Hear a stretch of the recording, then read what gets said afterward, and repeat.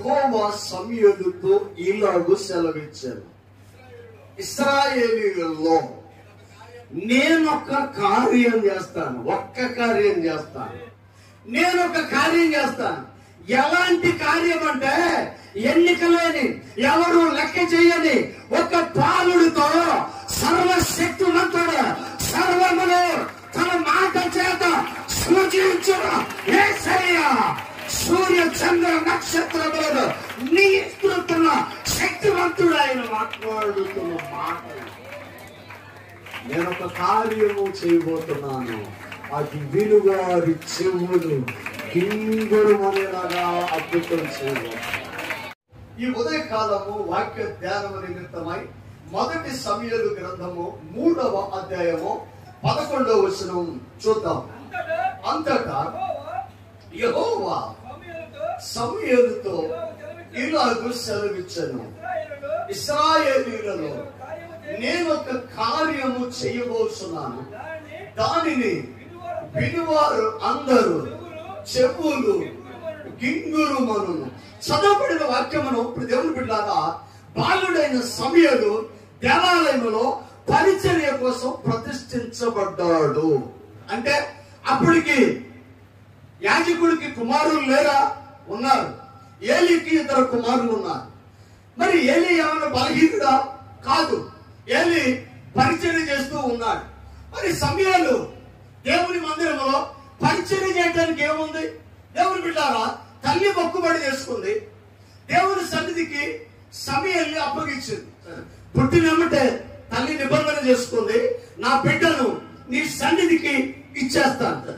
దేవునికి ఏదైనా ఇవ్వాల్సి వస్తే ఎలాగ ఇవ్వాలంటే హృదయపూర్వకంగా సమర్పణ కలిగి త్రికరణ శుద్ధితో ఇవ్వాలి. ఏంటంటే గొప్ప దైవసేవకుడు అంటాడు, నువ్వు దేవునికి ఏదైనా ఇచ్చి దానికి ప్రతిఫలంగా నువ్వు ఆశించడం కూడా తప్పే అంటాడు.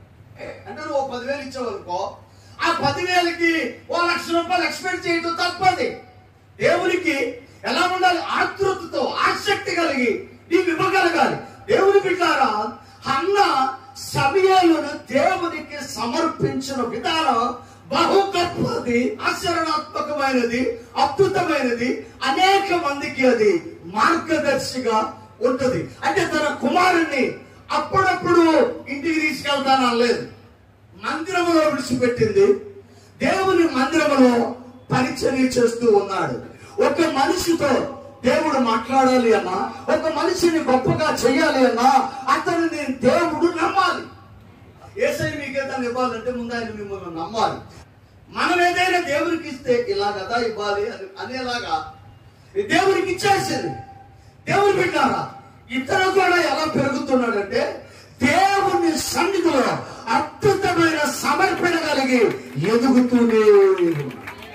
ఎందుకు ఇంత ఉపోద్ఘాతం చెప్పాల్సి వచ్చిందంటే 3వ అధ్యాయము ఆరంభంలో అద్భుతమైన మాట అక్కడ ఉండదు. చూడండి, ఆ దినములలో ఏమంటాడంటే, బాలుడైన సమూయేలు ఏలీ ఎదుట యెహోవాకు పరిచర్య చేస్తున్న ఆ సమయంలో దేవుని బిడ్డలారా, కిందకు వస్తే ఆ దినములలో యెహోవా వాక్కు ప్రత్యక్షమగుట అరుదు.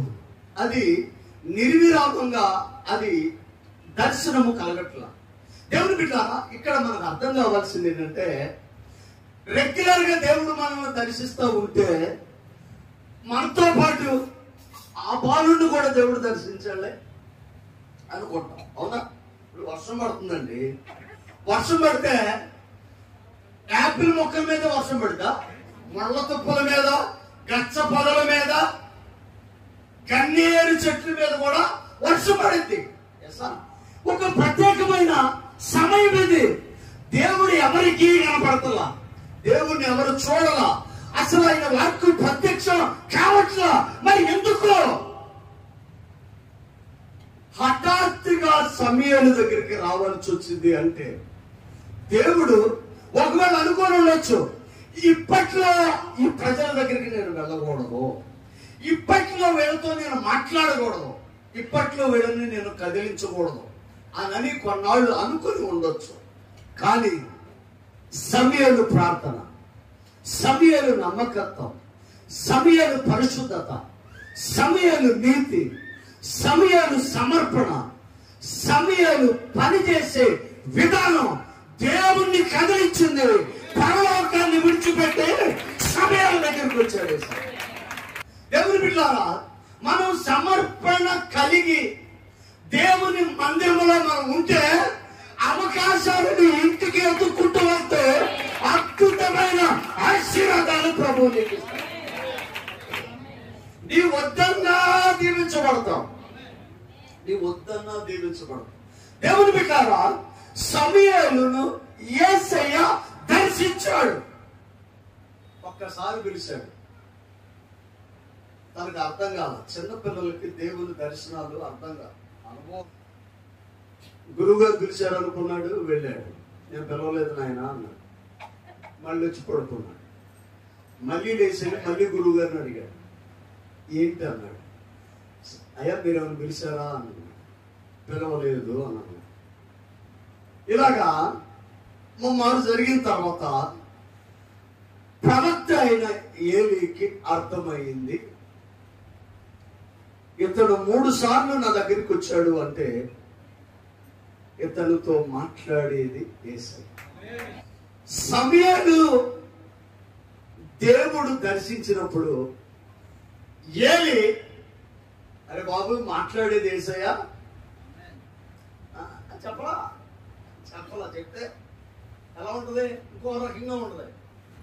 3వ కూడా వచ్చినప్పుడు ఆయనకు అనుమానం వచ్చి అన్నాడు, అరే బాబు ఈసారి ఏదైనా స్వరము నీకు వినపడితే,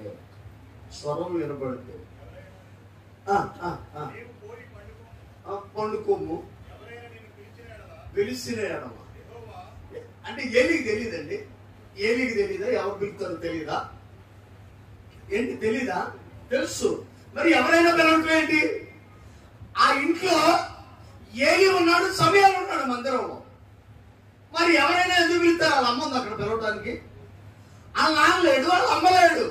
అందరిని విడిచిపెట్టి దేవుడు, దేవుని సన్నిధి, ప్రవక్త, ప్రార్థన, విశ్వాసం, పరిశుద్ధత, యాజకత్వం. అదే తెలుసు మనోడికి. ఫోన్ తెలీదు, వాట్సాప్ తెలీదు, ఫేస్బుక్ తెలీదు, ట్విట్టర్ తెలీదు. ఇప్పుడు మనం వాడుతున్న ఏవి ఆయన తెలీదు. స్మార్ట్ ఫోన్ తెలీదు, ఇవేమి తెలీదు. మరి ఆయన తెలిసిందేంటి? యేసయ్య, ప్రార్థన, విశ్వాసం, యాజకత్వం, సేవకుడు మాటంటో ఏం చెప్తా చేయటం. ఇలాంటి రోజులు మనలో వస్తే బాగుండేమో అనిపిస్తుంది. ఫోన్ లేని రోజులు వస్తే, వైఫై లేని రోజులు వస్తే, ఫేస్బుక్ లేని రోజులు వస్తే, యూట్యూబ్ లేని రోజులు వస్తే, ఏసీ లేని రోజులు వస్తే, ముందు నిద్ర పట్టదు. నిద్ర పట్టినోడు ఏం చేస్తాడు? ఆలోచన చేస్తాడు. పిల్లోడికి ఇల్లు ఎలా కట్టాలి, పెళ్లి చేయాలి, పెళ్లి కూతుర్ని ఎలాంటి అమ్మాయిని చూడాలి, ఇప్పుడు ఏం పని చేయాలి అని ఆలోచన ఎప్పుడు చేస్తాం? ఫోన్ లేనప్పుడు. లేకపోతే ఖాళీ దొరికితే ఫోన్ చూడటం, ఖాళీ దొరికితే టీవీ చూడటం, ఖాళీ దొరికితే మన ఖాళీని భర్తీ చేసేవి ఉన్నాయి. ఇప్పుడు ఈ రోజున అది ప్రాబ్లం అయిపోయిందేమో అనిపిస్తుంది. అభివృద్ధి కాకపోవడానికి అదే కారణమేమో అనిపిస్తుంది. దేవుని బిడ్డారా, నీ ఫోను ఆ యొక్క అన్నిటిని పక్కన పెట్టి ఒక్కసారి ఏమీ లేనట్టుగా నువ్వు జీవించి చూడు. సమూయేలుతో మాట్లాడి ఉండేవాడు ఈ రోజు కూడా నీతో మాట్లాడగలడు ఆయన.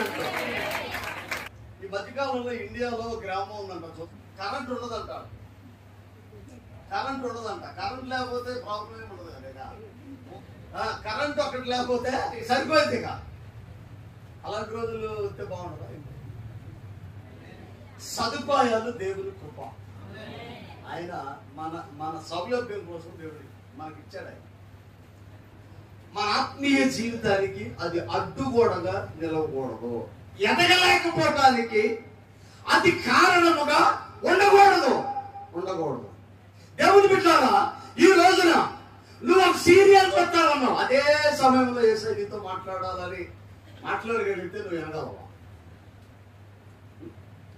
భర్తకే ఏడొస్తే మధ్యలో వెళ్ళి భోజనం పెట్టే రకాలు ఉన్నారు. అలా ఉన్నారు కొంతమంది. ఒక ఈ ఫోన్ చూసుకుంటూ పిల్లోడు తీసుకెళ్లి ఫ్రిడ్జ్ లో పెట్టి డోరేసింది. పెద్ద ఫ్రిడ్జ్ ఫైర్లో పెట్టి డోరేసి, పైగా ఆవిడ ఎదుగుతుంది ఇంట్లో వాడు ఎక్కడ ఉన్నాడు. ఫ్రిడ్జ్ లో పెట్టి డోరేసింది ఆవిడే, మళ్ళీ కొడుకు ఎక్కడ ఉన్నాడా అని ఎదుగుతుంది కూడా ఆవిడే. అంటే ఎంత దారుణంగా ఉందంటే ఆవిడ. అర్థం అవ్వాలి. సమూయేలుతో దేవుడు మాట్లాడటానికి గల కారణం ఏంటంటే, దేవుడు ఆరాధన, ప్రార్థన, ప్రభువుతో సహవాసం తప్ప మరి ఏదీ లేదు. యేసయ్యతోనే దేవుడు వింటారా? అలనాడు ఆదాము అవ్వలు ఏదేను తోటలో ఉన్నప్పుడు సాయంకాలం సల్లబోట వాళ్ళతో కాసేపు మాట్లాడటానికి వచ్చేవాడు అంటే యేసయ్య. అంటే దేవుడు ఆదాము అవ్వతో సహవాసం చేయడానికి ఒక టైం పెట్టుకున్నాడు. ఆయన సమయాలతో మాట్లాడటానికి దేవుడు ఒక టైం పెట్టుకున్నాడు. మరి మనతో మాట్లాడటానికి ఒక టైం ఏమన్నా ఉందా? ఒక టైం స్పెసిఫిక్ గా ఒక టైం ఫిక్స్ చేసుకున్నావా? ఇక పలానా టయానికి పలానా సహోదరి ప్రార్థనలో ఉంటది, ఆమె హల్లెలూయా నేను అక్కడికి వెళ్ళాలి అని దేవుని దూతకు కానీ, లేకపోతే ఆమె ఏదన్నా నన్ను అడిగిద్ది, ఆమె స్వరాన్ని వినాలని కానీ దేవునికి ఆలోచన వచ్చేలాగా నీవు ఎప్పుడైనా ఉంటున్నామా? ఆమె బాలుడండి, బాలుడు. చిన్నపిల్లోడు ఆడికేం తెలుసు అని అంటాం కదా. ఆ మధ్య ఎక్కడో చదివే, చిన్నదాన్ని నీకేం తెలియదు ఊరుకో అంటారు. అంటే చిన్నపిల్లప్పుడు మాట్లాడనివ్వలేదు, యవన వయసులో మాట్లాడాలని తెలిసి తెలియని వయసు, ఏం మాట్లాడుతావు తెలియదు పిల్లకి నోపై.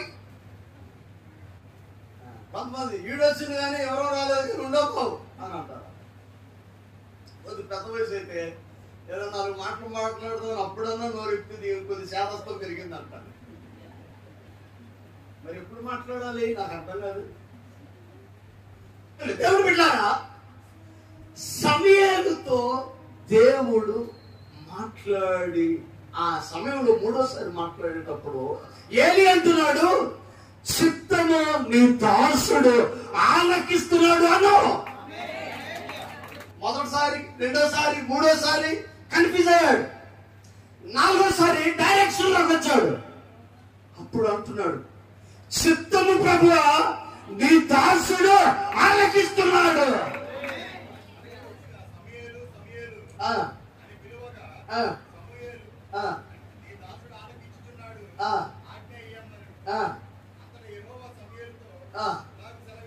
అంతటా యెహోవా సమూయేలుతో ఇలాగు సెలవిచ్చాను, ఇశ్రాయేలీయులలో నేనొక కార్యం చేస్తాను, ఒక్క కార్యం చేస్తాను, నేనొక కార్యం చేస్తాను.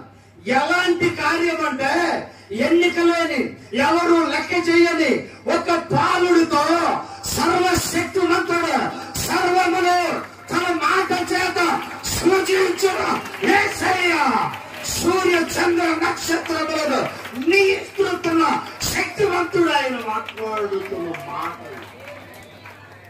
అనుకోవచ్చు యేసయ్య నాతో ఏం మాట్లాడతాను, నేను అంత గొప్పోడినా అనుకుంటాను. సముద్రాలకు వెళ్ళలు వేసిన ఆయన.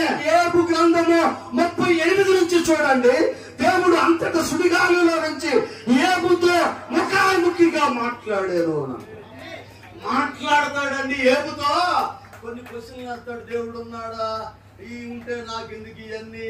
పిల్లలు పోయారు, పశువులు పోయినాయి, మందలు పోయినాయి, పంటలు పోయినాయి, భార్య సిప్పు అంది, ఆరోగ్యం కూలిపోయింది, స్నేహితులు వచ్చి అవమానాలు అనుమానాలు రేకిచ్చించారు. భయపడలా, నిలబడ్డాడు, సమాధానం చెప్పాడు. యెహోవా కలిమిలో మనం సంతోషించినప్పుడు లేమిలో సంతోషించలేమా అని అంటాడు. ఇన్ని జరిగిన తర్వాత ఎక్కడో చిన్న డౌట్ వస్తుంది, అసలు దేవుడు ఉన్నాడా? డౌట్ వస్తుంది. దేవుడు బిడ్డలారా, ఈ డౌట్ వచ్చినప్పుడు స్నేహితులతో, భార్యతో, తనతో అన్ని మాట్లాడుకున్న ఈయన అసలు యెహోవా ఉన్నాడా అని ఒక్క అనుమానం కలిగిద్ది. నీ ఆలోచనలు చెరిపేది ఎవరు? ఆమె ఏమంటాడు? నీ ఆలోచన చెరుపువాడు వీడెవడా? మాట పెడితే తప్పేముంది? అసలు ఆయన అంటాడు, ఆగ్రత అంటాడు, నువ్వు వెళ్ళి సారాయి చేతి కింద అణిగుండు అని అంటాడు. దేవుని మాటను శిరస్స వహించి కళ్ళ దించుకొని సారా ఇంట్లో అడుగు పెట్టిండు. అబ్రహాము ఆశీర్వాదాలు ఆగరు పొందుతాం. ఆగర్లా ఉంటే దీవించబడతాం, ఆగర్లా ఉంటే హెచ్చించబడతాం, ఆగర్లాగా ఉంటే ఆశీర్వదించబడతాం, ఆగర్లాగా ఉంటే అక్కడే నీకు వెంటనే వేసేయగలుగుతాం. మనకి పడాలి. ఎవరు? నీ ఆలోచన చెరుపువాడు ఎవరు అని మాట్లాడుతూ చదువు. పౌరుషం తెచ్చుకో. వీక్ అయిపోయావు, బలహీనం అయిపోయావు, ఆలోచన మారింది, మీటింగ్ పెట్టావు, ఏం చేయాలనుకున్నావు, ఏమేమో నిర్ణయాలు తీసుకోవాలనుకున్నావు, కానీ ప్రభు మాట్లాడుతున్నాడు. నీ ఆలోచన చెరిపేది అపవాదే. నిలబడు. ఈ అభివృద్ధికి రెట్టింపుల ఆశీర్వాదాలు నీకు, నీ బిడ్డలకు, నీ కుటుంబానికి యేసయ్య ఇస్తాడు. మనం ఎవరో తెలుసండి? రోషం కలిగిన యేసయ్య బిడ్డలం. పరిశుద్ధతలో పౌరుషం ఉండాలి, నీతిలో పౌరుషం ఉండాలి, ప్రార్థనలో పౌరుషం ఉండాలి, పరిశుద్ధతలో పౌరుషం ఉండాలి, యేసయ్యను వెంబడించే విషయంలో పౌరుషం కలిగి ఉండాలి. ఎన్ని మాటలు పడ్డా ఒక్క మాట కూడా యేసయ్య మాట్లాడాలి. వాళ్ళు ఏం చేస్తున్నారో వాళ్ళకి తెలియదు, వాళ్ళని క్షమించు. ఆ మాటే నీ నోటి రావాలి, అదే నీవు పలకాలి, అదే నీ కుటుంబానికి, నీ బిడ్డలకు, నీకు ఆశీర్వాదం. పౌరుషం తెచ్చుకో, నడుం కట్టుకో. చాలా బలమైన మాటలండి ఇది, బలమైన మాటలు. పౌరుషం తెచ్చుకో, నడుం కట్టుకో. విశ్వాసులు నడువు వంగబడదు. కొంతమంది మొదటి సంవత్సరం వస్తారు, అయ్యా ఏమైనా పనుందా, మందిరానికి వెళ్ళాలి, మందిరానికి వెళ్ళాలి, టయానికి వెళ్ళాలి, ఉపవాసం ఉండాలి, ప్రార్థన ఉండాలి, అమ్మ యేసయ్య గొప్పోడు. రెండో సంవత్సరం మందిరానికి వెళ్ళాలి, మూడో సంవత్సరం మందిరానికి వెళ్ళాలి, నాలుగో సంవత్సరం మందిరానికి వెళ్ళాలి, ఐదో మందిరానికి ఏమైపోతారు? నడువనికి పోయిన మాటలు ఏం వెళ్తాం అమ్మ, 10 సంవత్సరాల నుంచి చర్చికి వెళ్తున్నాం, ఇప్పుడు కొత్తగా వస్తుంది కదా, ఏమో గవ వెళ్తుంది అమ్మ, ఒకప్పుడు మేము కూడా అట్లా వెళ్ళాము, ఒకప్పుడు మేము కూడా అలాగే ఎరగదీసాము, ఇప్పుడు ఎరగదీయడానికి వెళ్తున్నాము, ఇవన్నీ మేము చేసి వచ్చి నీళ్ళే చెల్లా, వీళ్ళు మాట్లాడేలా ఉంటాయి. ఏమైపోయింది? నడువు ఏమో ఏమో నడువు. టీవీ పెడతారు యాడ్ సేవల కోసం. అదేం చేస్తాడంటే ఇట్లా వెళ్ళిపోతాడు, కొత్త ఉంటాడు, ఆడ బెల్ట్ ఉండదు, ఆ బెల్ట్ పెట్టుకుని బాగా లాగుతాడు, నిలబడతాడు. మీరు నడువు వంగిపోతే ఆన్లైన్లోకి వెళ్ళి అలాంటి బెల్ట్ బుక్ చేసుకోవాలా? మీరు ఆరంభంలో నువ్వు ఎలా నిలబడ్డావో అంటే ఈ ఆలోచన చెరుపుతున్న వాడిని పక్కన పెట్టు. పౌరుషం తెచ్చుకో, అది పౌరుషం తెచ్చుకో. ఆలోచన చెరిపే పరిస్థితుల నుంచి బయటకు రా, పౌరుషం తెచ్చుకో. నడు ఏం చేయాలి? లూజ్ అయిందేమో చూసుకో, మిగిలిన అన్నీ అదే మనం చెయ్యాలి, అదే మనం చేయాలి. ఎప్పుడైతే అది చేస్తామో మిగిలిన నీ వ్యాపారం సెట్ అయితే, నీ బిడ్డలు సెట్ అవుతారు, నీ కుటుంబం సెట్ అయితే, సమస్తము ఆశీర్వాదకరంగా మారుతుంది. నడుము బిగిస్తున్నాడు అది. అంటే ఆలమంలో ఇలా వెళ్ళాం కదా చర్చికి, మళ్ళీ ఏం చేయాలి? అలా కట్టుకో. 3 మాట్లాడతాడు. నీ ఆలోచన చెరిపోవాడు ఎవడో ఒకటి. రెండోది ఏంటి? పౌరుషం తెచ్చుకో, పౌరుషం తెచ్చుకో. విశ్వాసి రోషం లేని వాడిగా ఉండకూడదు, విశ్వాసి రోషం లేని వాడిగా ఉండకూడదు. ప్రపంచంలో రోషం కలిగిన వాడు ఎవరైనా ఉన్నారు అంటే అది యేసయ్య బిడ్డలే రోషం కలిగిన. ఆమె మూడోది నడుం కట్టుకో. ఇది చదివే ముందు ఏం చేయాలి? నీ ఆలోచన ఎవరు చెప్పారో వాళ్ళని దృష్టిలో పెట్టుకో. రెండోది పౌరుషం తెచ్చుకో. మూడోది నడుం కట్టుకో. నడుం కట్టుకో. ఆ తర్వాత దేవుడు నీతో మాట్లాడతాడు. అనుమానం అనేది నీ జీవితంలో రానే రాదు. ఉన్నతమైన స్థితిని దేవుడు ఎక్కిస్తాడు. అక్కడి నుంచి ఆరంభంలో వచ్చిన మరలా ఆ ఆశీర్వాదాలు, ఈ ఆశీర్వాదాల నుంచి దేవుడు మార్గాలు తెరుస్తాడు. కొన్ని ముగిపడిని, కొన్ని ఆగిపోయినాయి, కొన్ని తటస్థంగా ఉన్నాయి, కొన్ని ఇద్దామా వద్దని వేసి ఆలోచన చేస్తున్నాడు. నువ్వు నిలబడు, నూతన మార్గాలు వేసే తెరవడం అద్భుతం. దేవుని బిడ్డ విశ్వాసంతో నిలబడాలి. గొప్ప కార్యాలు దేవుడు చేస్తాడు. దైవ సన్నిధి మనతో కూడా. పరిశుద్ధులు దేవుని సన్నిధిలో ఉంటారు. నీతి కలిగిన వారు దేవుని సన్నిధిలో ఉంటారు. దేవుని చిత్తానుసారంగా ఉన్నవాళ్ళు దేవునిలో ఉంటారు. గంజాయి తాగేవాళ్ళు దేవునిలో ఉండలేరు. రోడ్ల మీద పడిపోయి రక్తాలతో తిరిగేవాడు దేవుని సన్నిధిలో ఉండలేడు. బిడ్డలను సరిగ్గా పెంచుకోలేని తండ్రి దేవుని సన్నిధిలో ఉండలేడు. వాడు ఆశీర్వాదాలు చూడటం. ఎందుకంటే దేవుడే ఆ కుటుంబాన్ని విడిచిపెట్టాడు. నా దగ్గర ఉన్న వాళ్ళందరూ క్షేమంగా ఉంచడానికి దేవుని స్తోత్రం. అలాగే నిలబడండి. ఉన్నతమైన స్థితిని దేవుడు మీకు బిడ్డలకు కుటుంబానికి ఉంటాడు. ఎలా ఉంటుందంటే ఇనువారి చెవులు గింగురు అంటాయి. రానున్న దినాలలో నేను ఒక కార్యం చేస్తాను. అది ఎలా ఉంటుందంటే వింటారు కదా, వాళ్ళు పాడైపోయారు, వాళ్ళు అలా అయ్యారు, వీళ్ళు ఇలా అయ్యారు అని నీ పతనాన్ని చూడాలి అని అనుకుంటున్నారు చూడు. వాళ్ళ చెవులు గిగ్గురుమనేలాగా నీ కుటుంబంలో జరగబోతున్న అద్భుతాలు వాళ్ళు వింటారు. ఆలోచన చెడిపోకూడదు. ఆమె హల్లెలూయా. ధైర్యంగా నేను రోషం కలిగి ఉండాలి. నడుం కట్టుకోవాలి. ఎప్పుడైతే నీవు కట్టుకుంటావో యేసయ్య నీతో మాట్లాడు. అద్భుతమైన ఆశీర్వాదాలు దేవుని జీవితం. నేను ఒక కార్యము చేయబోతున్నాను, అది వినువారి చెవులు గింగురు అనేలాగా అద్భుతం చేయబోతుంది. తలవలసింది ప్రార్థన. నమ్మకమైన దేవ, సత్య స్వరూపి, కృపా సమృద్ధినిచ్చివాడా, నీకు మహిమ. ఇక్కడ ఉన్న బిడ్డలందరినీ నీ చేతిలో అప్పగిస్తున్నాను. పేరున దీవించాను. బాలుడైన సమీరుతో మాట్లాడిన యేసయ్య ఇక్కడ ఉన్న బిడ్డలందరి పైన నీ కృపను కుమ్మరించాను. పేరున దీవించమని సమస్త ఘనత, మహిమ, ప్రభావములు మీకు ఆరోపించుకుంటూ యేసు పరిశుద్ధ నామమున అడిగి వేడుకొనుచున్నాము తండ్రి. ఆమేన్.